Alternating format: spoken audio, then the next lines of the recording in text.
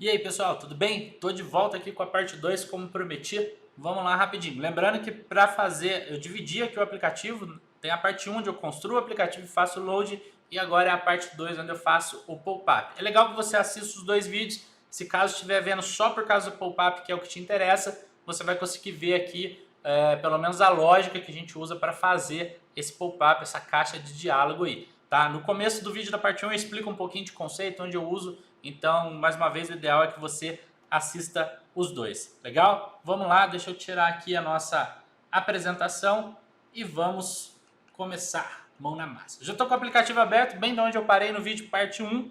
E o que nós vamos fazer aqui?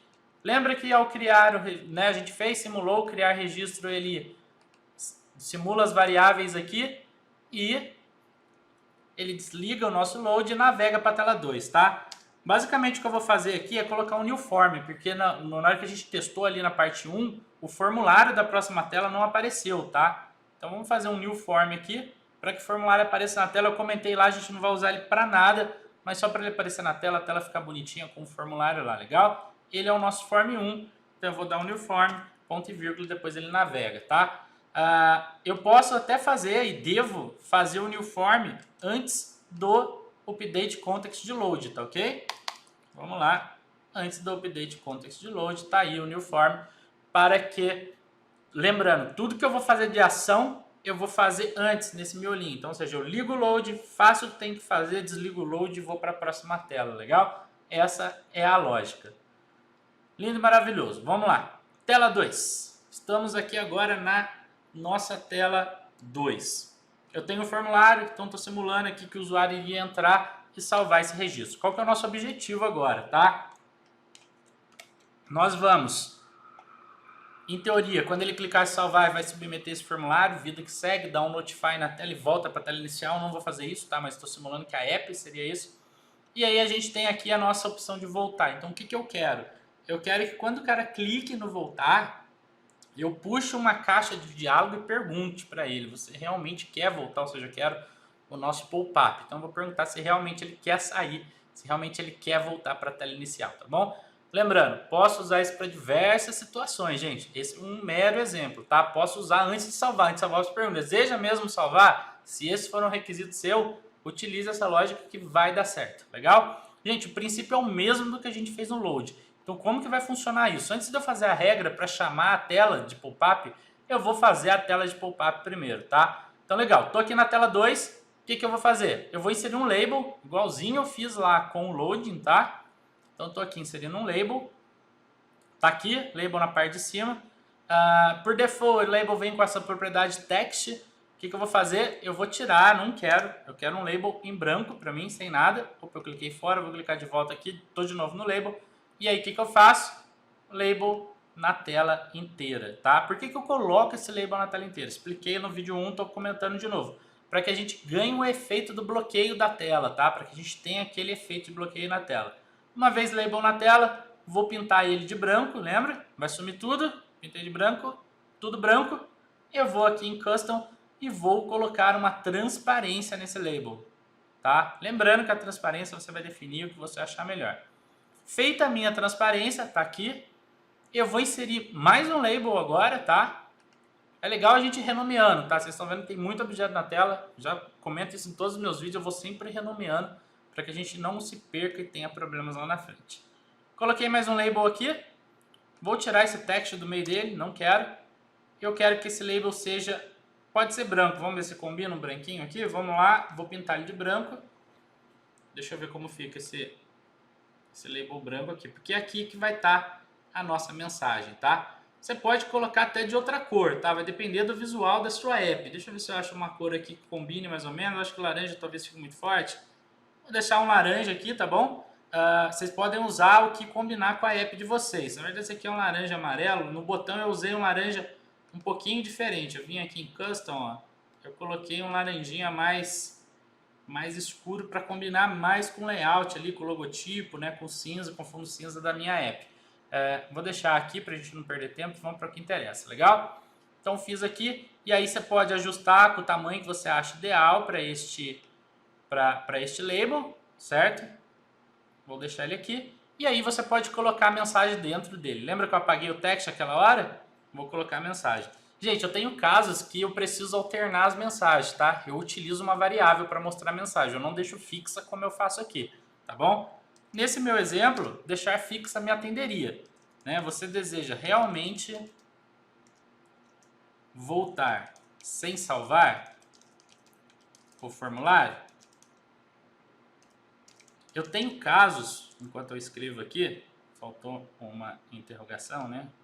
Eu tenho casos que a mensagem ela é dinâmica, então, ou seja, não faz sentido eu fazer um label desse para cada mensagem, tá? Eu já cheguei a ter 30, não, 30 é muita coisa, desculpa. Já cheguei a ter 4, se eu não me engano, 4, 5 mensagens na mesma tela, tá?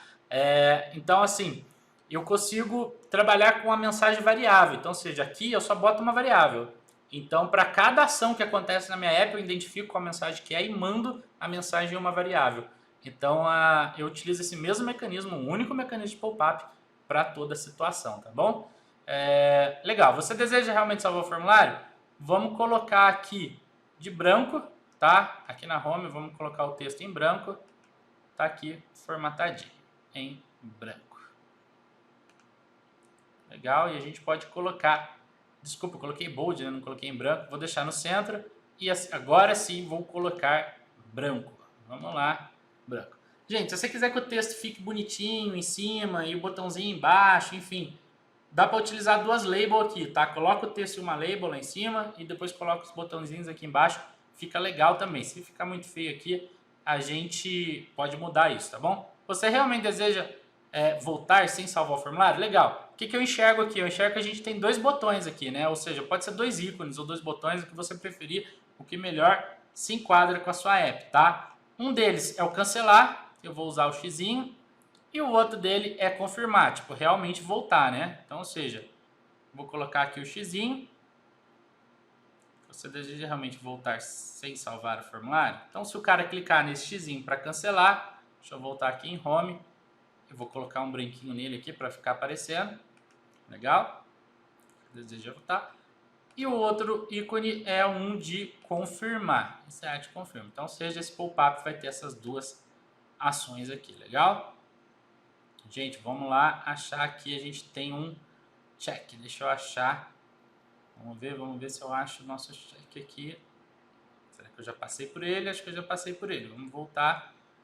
Tá aqui na minha cara. Eu desci tudo, estava aqui na quarta posição. Vamos lá, inserindo o nosso check na app. Legal? Tá aqui o nosso check. Então vamos lá. Tá vendo como o texto ficou no meio, os botõezinhos ficam aqui. Eu tenho cenários que às vezes eu preciso colocar o texto lá em cima, né, para ficar mais visual, ficar um visual mais bonito aí para o usuário final. É só fazer isso que eu comentei. Coloquem em labels separados. Legal, deixei em branco também. Poderia colocar o X em vermelho, esse em verde, enfim. Ou uma seta de voltar de fato. Aí você vai ter que trabalhar o layout da sua app. Então o que vai acontecer? Se ele clicar em confirmar, vamos lá. Eu vou fazer uma lógica inversa aqui para ficar mais fácil de entender. Vamos por partes. Esses são os objetos que compõem meu pop-up, tá? É o ícone de check, ó, vocês estão vendo, estou selecionando. O ícone de cancelar, né? O meu X. O meu label, onde está a mensagem. E o meu fundo do pop-up, tá? É importante que os objetos estejam nessa ordem. Se o fundo estiver na frente de tudo, você não vai conseguir utilizar os botões. Assim como eu fiz lá no loading, eu vou criar um agrupamento aqui, tá? Grupo. Estou criando um grupo. Legal? Vamos lá. Por que eu crio o grupo? Porque depois eu preciso que sempre esses objetos estejam na frente de tudo, tá? Assim como o loading, o pop-up tem que estar na frente de tudo. Então, aqui no grupo, eu vou chamar ele de pop-up, ok? Então, eu tenho o meu grupo.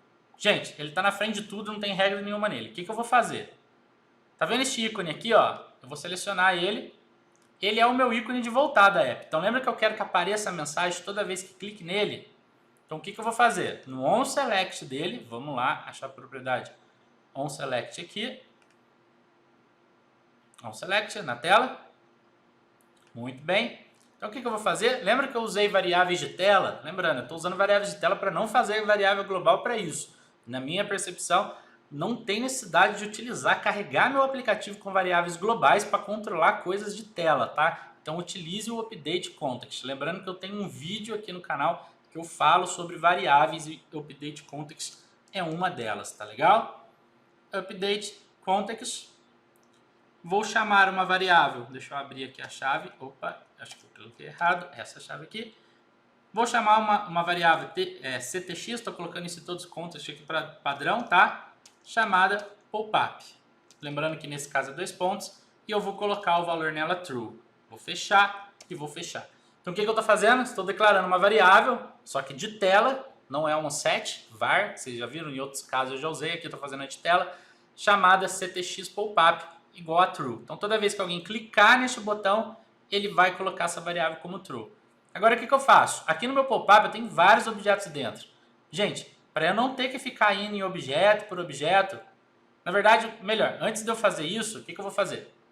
Eu vou vir aqui nos ícones, vou fazer a regra dos ícones primeiro, tá? Depois eu coloco aqui no pop-up que eu estava explicando. Então, volta o raciocínio para cá. No meu ícone de X, que é o de cancelar, ele é muito simples. Então, no onSelect dele, vamos lá. Na verdade, os meus dois botões aqui é simples. No onSelect dele, nós vamos novamente mexer na variável update context. Update context. Vamos colocar o valor dela CTX popup. Legal, já apareceu aqui. Popup, 2 pontos. Nós vamos colocar ela como false. Eu não coloquei a chave, por isso que ele está reclamando aqui. Vamos colocar a chave e chave. Legal? False e pronto. No botão de cancelar, eu só preciso disso. Eu vou copiar e vou colar aqui, tá? Calma, copiei. Então, no cancelar, ele vai colocar a variável de tela para falso e vai sumir o pop-up da tela e tudo volta ao normal. A gente já vai testar e vocês vão entender. Aqui no ícone de confirmar, eu vou também, tá? Uma das ações, eu vou também colocar a variável para falso. Por quê? Se ele confirmar que realmente ele quer sair da tela, eu tenho que tirar o pop-up da tela. Só que aqui a diferença é, eu tiro o pop-up da tela, colocando a variável, né, a nossa context pop-up para falso, e eu navego ele para a tela inicial. Estão entendendo a diferença? Navigate, screen 1, né? Isso mesmo, screen 1, vamos lá. Aqui, vamos ver se o efeito agora pega. Lá eu tinha deixado sem efeito na parte 1. Opa, aqui é vírgula.